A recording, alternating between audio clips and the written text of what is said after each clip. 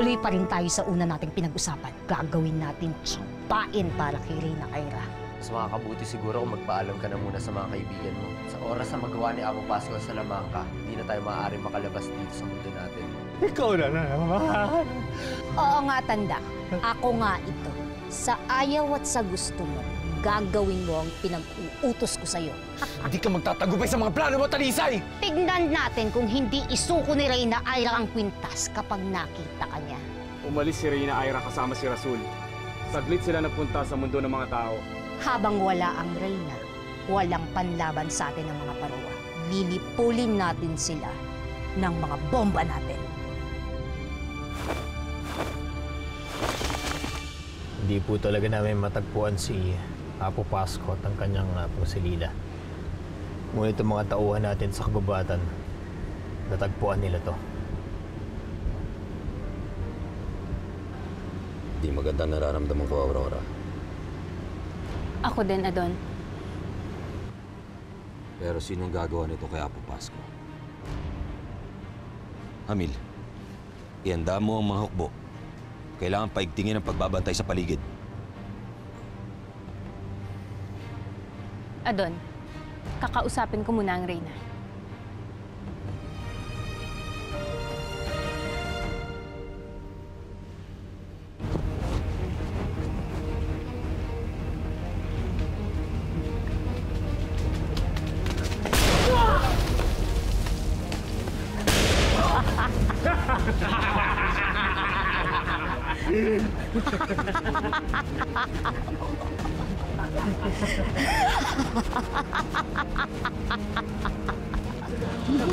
Hamil, tingnan mo ano yun!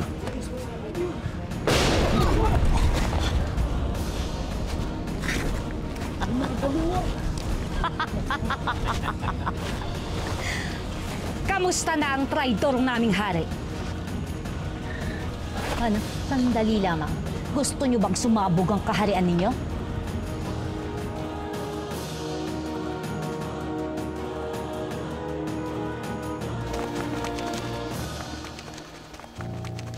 May problema ka ba, mahal na Reyna? Rasul, parang nagdadalawang isip ako. Mali yata ang ginagawa natin eh. Ayaw ba mo tama kaibigan mo? O talaga natatakot ka lang na muli makita si Rosana?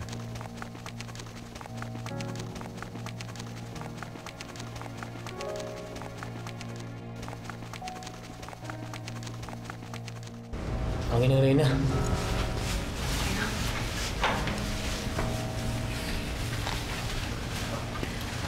Aurora, si Princess Aira. Wala siya sa kanyang silid. Pinuntahan ko at hinanap ko, hindi ko makita. Umalis ang Reyna ninyo. Nagpunta dun sa mundo ng mga tao. Kaya nga kami napalusob bigla dito eh. Kasi alam namin, wala siya. Oras na makabalik siya. So, surpresahin ko siya. Hindi naman niya basta magagamit yung pintas kasi hawak namin kayo. Pasusukuin ko ang Reyna ninyo at sama-sama ko kayong pasasabugin.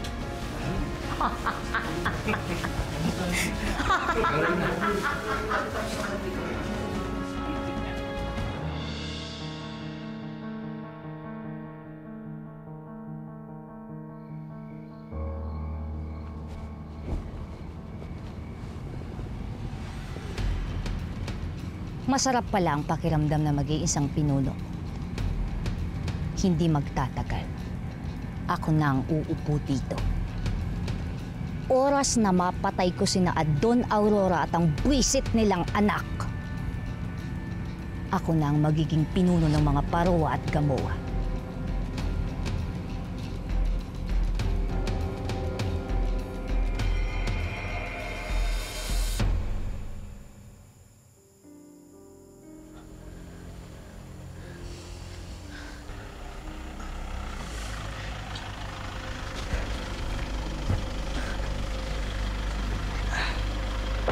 Leia? Mariposa? Teka, Mariposa, kamusta ka na? Bakit ka nandito? Kasama ba si Kuya Inigo? Hindi. Nauna siya umuwi sa akin. Kahapon pa, di ba? Kahapon? Dahil hindi pa rin siya umuwi, Mariposa. Hinahanap pa rin nga siya nila Tita Rosana ngayon sa gubat eh. Sigurado ka ba? Yes, I am sure. Kaya nga ako nagpunta dito ngayon kina Joko eh. Para makatulong siya sa paghahanap kay Kuya Inigo. Saan ang galing yung malakas sa pagsabog na yun?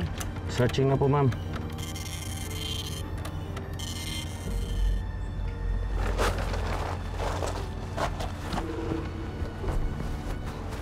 Ano ang nangyayari dito? Belen, hindi mo ba narinig kanina? Ang lakas ng sabog ah. Ho? Eh, sobrang pagod ho kasi namin kaya nakatulog kami sa tent. Sinusubukan namin hanapin kung saan ang galing yung pagsabog na yun. Baka sakalin nandun yung mga parawa. Ma'am, 48 degrees northeast ang pinanggagalingan ng sabog. About 2 to 3 kilometers mula dito. Sige, bakit hindi nyo muna puntahan? I-check nyo kung safe doon. Sige po. Kayong tatlo, samahan niyo ako. Siguraduhin niyo mo nang maayos yung mga gamit. Kung yun nga ang lugar ng mga parowa, kailangan mauna ko dun. Hindi dapat malaman ni Rosana na may iba akong pakay sa mga parowa. Ma'am, sasama ho ako sa kanila. Ay naku, wag na Belen. Mapanganib doon. Hayaan mo na muna yung mga tao ko. Tignan muna kung safe doon, ha? Ma'am, kaya ko naman ho ang sarili ko. At saka mas maigi ho na ako magsabi sa inyo kung ligtas talaga yung lugar na yun, di ba? Sige na. Let's go. Sama ho ako. Sige ho. Anak. Mami, Okay lang. ingat. Hayaan mo na.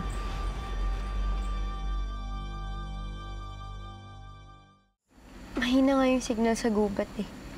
Kaya hindi ko din masyado makontak si Tita Rosana. Pero for sure naman na babalitaan nila tayo pag nagkita na sila ni Kuya Inigo eh. Pero as of kanina, parang ang alam ko hindi pa rin nila nakikita eh. Kung hindi pa siya nakakauwi, nasan si Inigo? May alam ka pa bang ibang lugar na pwedeng puntahan ni Inigo?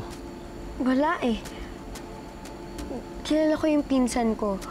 Pag sinabi niyang uuwi siya, gaya ng sinabi niya sa inyo, didiretso na yun sa bahay. Wala naman siya ibang mapupuntahan eh. Baka may nangyari ng masama sa kanya sa gubat. Wala naman siguro. Kilala ko si Inigo. Madiskarte siya. Hindi siya basta-basta mapapahamak. Nasaan na kaya siya? Nag-aalala Mariposa! tuloy ako. Bes! Sabi ko na nga ba, ikaw yan eh. Kanina ko pa naririnig yung boses mo sa loob.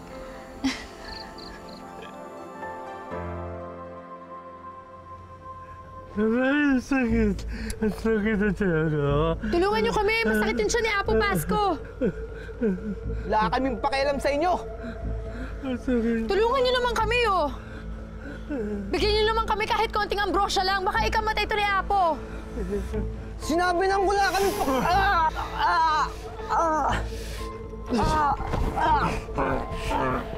Tama mo siya! Sige, subukan mo. Papatayin ko to. Buksan mo yung pinto. Sinabi ng bitaw mo siya. Papatayin ko rin kayo.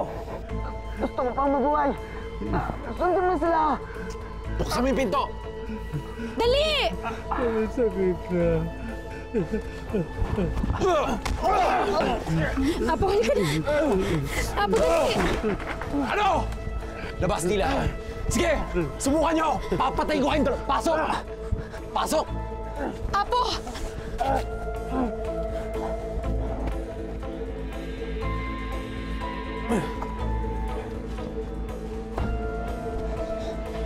Bes, ang ganda mo na. Alam mo, marami akong gustong ikwento sa'yo. Pero sandali lang ako dito eh. Kailangan makabalik din ako agad sa amin. Alam mo, okay lang yan. Di bale. Marami pang oras para dyan. Pwede ka pa namang dumalaw dito sa amin kahit anong oras, kahit kailan. Yun din ang dahilan kung bakit ako nagpunta dito. Dahil tuluyan ako magpapaalam sa inyo. Tuluyan magpapaalam? Bakit? Saan ka pupunta? Pagkatapos ng gabing to, hindi na ako pwede pang lumabas ng mundo namin. At kahit kayo, hindi nyo na ako pwedeng dalawin. Pero bakit?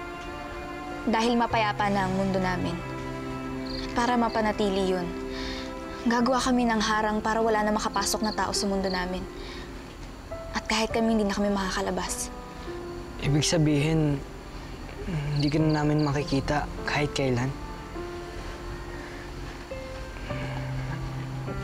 Pero Mariposa, what about cousin? Kung isasara niyo yung mundo ninyo sa mga tao, paano na kayo? Mariposa, mahal ka niya. Mahal ka ni Kuya Inigo, kaya ka nga niya sinundan eh. Siya mismo ang unang tumalikod sa akin. Hindi daw niya ako mahal kaya siya umalis. Mariposa, I don't know. Hindi ko alam kung bakit niya sinabi sa'yo yun, pero alam kong mahal na mahal ka ni Kuya Inigo. Teka. Nasaan na ba si Inigo?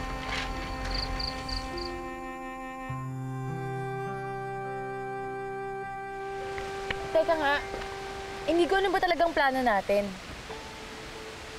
Paano natin tatalunin yung grupo nila Talisay? Ang dami-dami nila dun eh. Saka yung mga ginawang pasabog ni Apo Pasko. Delikado lahat yun. Apo, ano po ba yung pangontra doon sa pasabog na ginawa nyo?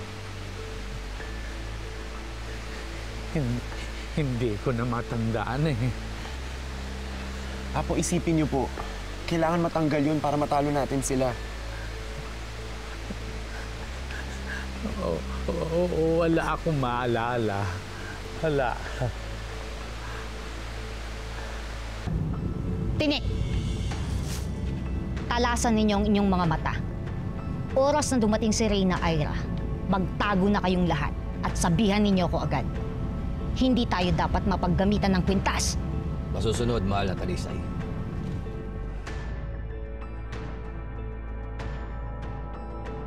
Ang mga parowa, nakita rin natin kung nasan sila. Ano? Ma'am, armado ho ang mga parowa. May mga sibat po sila.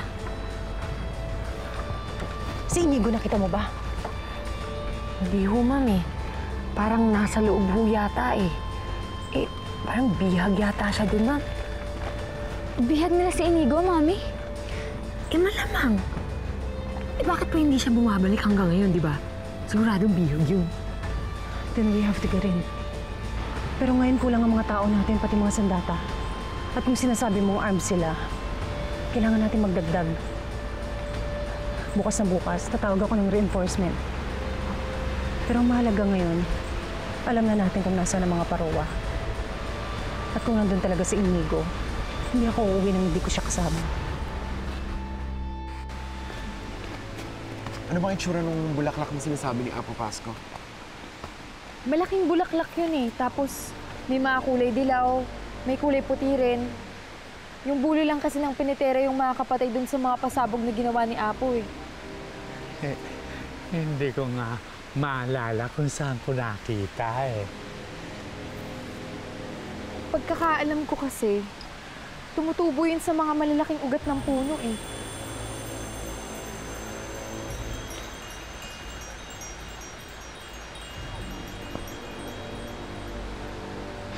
Ito po ba yun, Apo? Lila? Yan nga! Yan nga! Ito nga yun, Inigo. Ang gagawin lang natin, itataktak natin yung bulo nito dun sa mga pasabog. Tapos hindi na nila yun magagamit.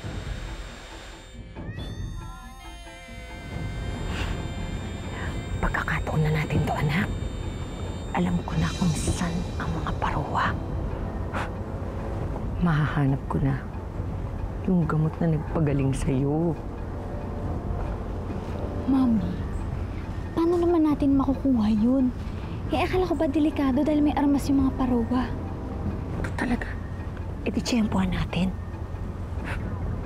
Alam ko na. Sabihin natin, hinahanap natin si Mariposa. Di ba? Baka po nakakalimutan nyo. Nung huling beses na nakita natin si Mariposa, galit siya sa atin. Sa tingin niyo ba pag nilapitan natin yung tutulungan tayo? Ikaw talaga nakakalimutan mo na.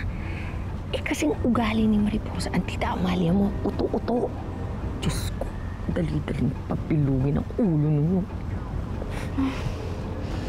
Ewan ko, Mami, Di ako sigurado dyan sa plano mo, eh. E paano kung masama pala talaga yung mga Parowa? Tapos gawin tayong bihag. O, gawin tayong alipin. Ayoko nun. Uy, Beta, baka nakakalimutan mo, wala na tayong choice. Ubus na lahat ng perang nakuha natin kay Ma'am Rosana, no? Ano, gusto mo maghirap na lang tayo ulit? Pag nakuha natin yun, yayaman na tayo ulit. Sige na nga. Pero ikaw bahala, Mami, Oo, akong bahala. Basta kailangan hintayin natin, ha? Tulog si Ma'am Rosana. Kailangan mauna ako dun, ha?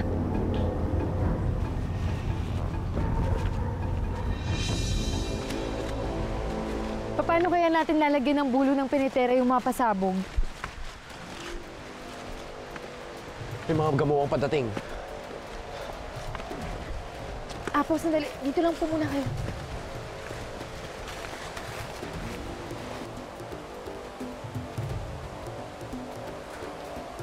Tanda! Anong ginagawa mo dito? Kayo, anong ginagawa niyo dito?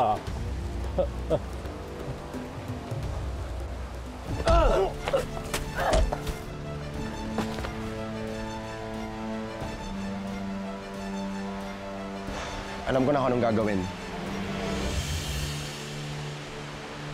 Nararamdaman kong may ibang dahilan si Inigo kung bakit niya sinabi yun. Kung bakit siya umalis. Alam mo, best friend, huwag kang mag-alala. Basta at pag nagkita kami, kakausapin ko siya ng masinsinan. Eh, wala pa nga yung pinsan ko eh. Hindi nga natin alam kung nasan siya. Mahal na Reyna, mag-uumaga na. Kailangan natin makabalik sa ating mundo. Ano yung sabi mo? Mahal na Reyna? Oo, Reyna siya ng mga Parowa. Oh, ayos! Ano ba yan, best friend? Reyna ka na pala, tapos di mo pa sinasabi sa amin. Hindi naman mahalaga kung anong posisyon ko. Kahit ano mangyari, ako pa rin namang kaibigan yung si Mariposa eh. Sa bagay. Pero, nakakalungkot man isipin kasi ito na yung huli natin pagkikita eh. Hindi tayo magkikita kahit kailan. Sa tuwing may makikita kayong paru-paro, maaalala niyo ako. At huwag kayong mag-alala dahil lagi kong babaunin ang mga pinagsamahan natin.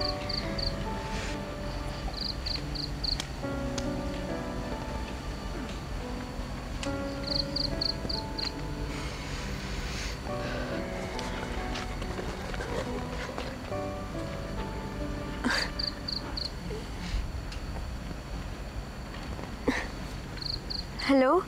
Hello? Tita? Hello, Lea. Lea, mahina yung signal dito kaya makinig ka sa akin maigi, ha? Tawagan mo si Desmond.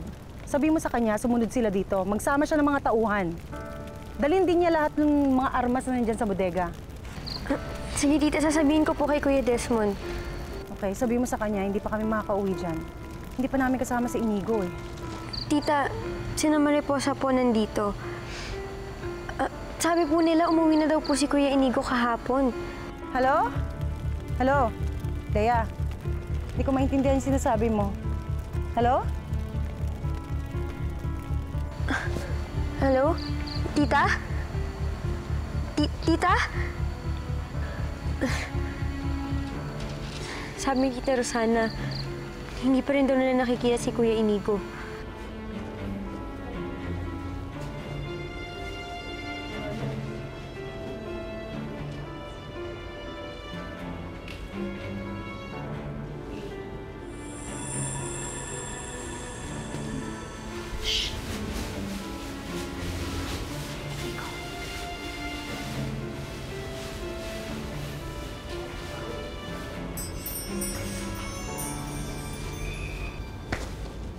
Ako daw muna magbabantay. Ano? Sino ka?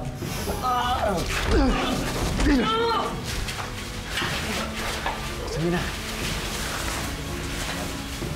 Inigo? Mga rebelde! Bantayan niyo, Reyna!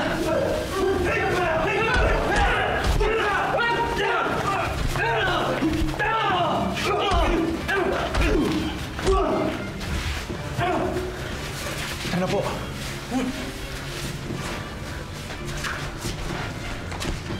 Inigo, akala namin bumalik ka na sa inyo. Dinukot po kami ni Talisay. Hindi naman po namin kayang talikuran kayo. Si Mariposa po. Hindi ko alam kung bakit siya umalis. Pumunta siya sa mundo niyo. Hindi kaya sumunod siya sa'yo? May mga pasabog pa sa labas!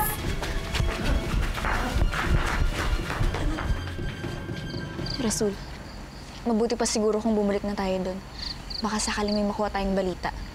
Tama ka, mahal niya, Reyna. Aalis na kami. Sige. Mag-iingat kayo. Mariposa, salamat ha. Basta pa natin mong tatandaan, mahal na mahal ka ng pinsan ko.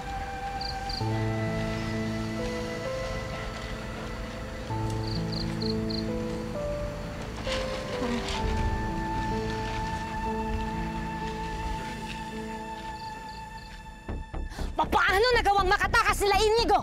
Hindi ko po alam eh. Eh, asa na iba pa nating mga pasabog? Ay, nagawa na ng iba. Ito na lang natitira. Halika nang matlas na tayo! Tayo na! Sandali! Sandali! Sanda kayo!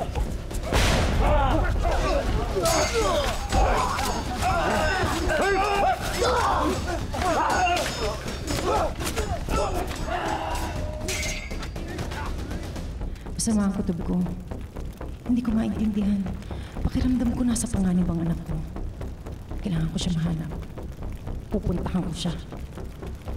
Becca? Becca? Becca? Belen?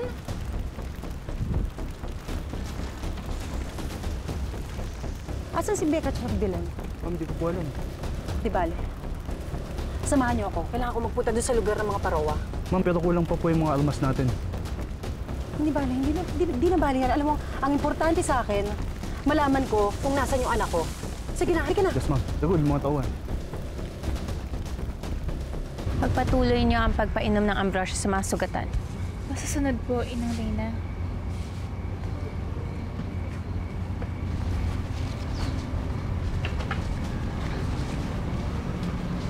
Si Inigo. Hindi ko siya nakita. Talisay! Hayop ka! Hindi mo talaga ako titigilan!